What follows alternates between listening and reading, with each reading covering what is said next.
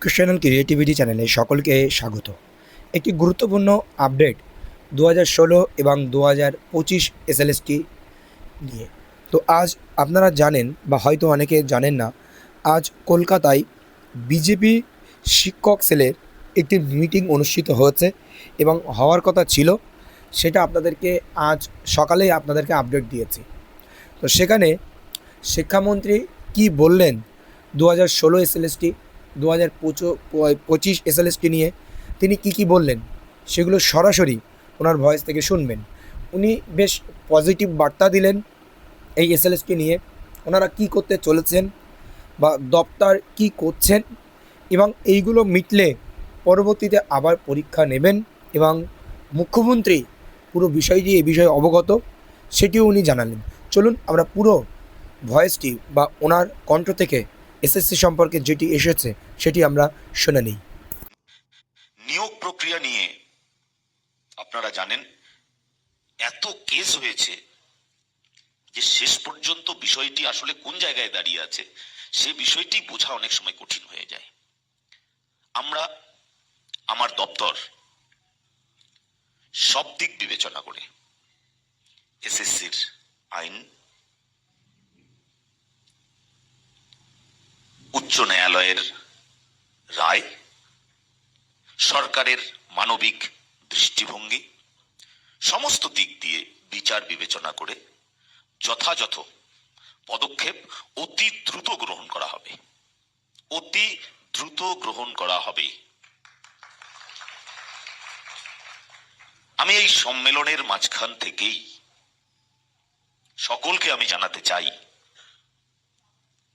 যে 2016 SLST, group C, group D, 2025 SLST, এই সমস্ত বিষয়ে আমার এবং আমাদের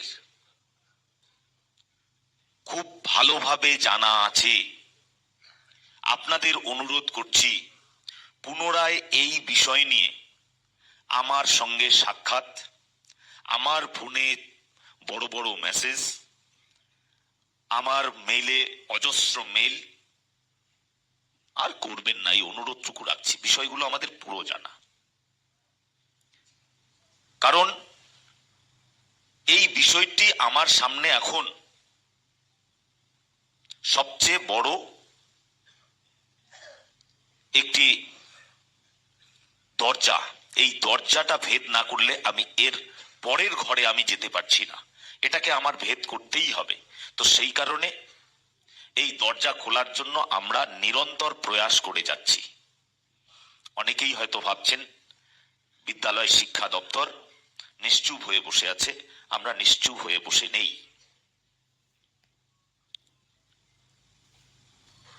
আমাদের দপ্তর সমস্ত দিক বিবেচনা করেই পদক্ষেপ করছে এবং সম্মানীয় মুখ্যমন্ত্রী শ্রী শুভেন্দু অধিকারী মহাশয় আমাদের দপ্তরের বিষয়ে সমস্ত কিছু খোঁজ খবর তিনি রাখছেন। আমাদের এই সরকার মানবিক দৃষ্টিভঙ্গি নিয়ে চাকুরির বয়স 5 বছরের জন্য বাড়িয়েছেন বা একটা শিথিলতা দিয়েছেন, এক্সটেনশন দিয়েছে। যারা সেই বয়সের আছেন, যারা এখনো এসএসসি বসতে পারেননি বা হয়তো বা 15-20 বছর আগে একবার বসেছেন তারপরে আর সুযোগ পাননি, তাদের সকলের কাছে আমার আবেদন, আপনারা পুনরায় প্রস্তুতি নিন। এই দরজা ভেদ করার পরেই পরবর্তী দরজার জন্য আমরা পরীক্ষার দরজা সকলের জন্য খুলে দেব এবং আপনাদের আমি নিশ্চিতভাবে বলতে পারি আমাদের এই সরকার জনগণের আশীর্বাদে প্রতিষ্ঠিত হয়েছে। এই সরকার চাকুরি বিক্রি করবে না।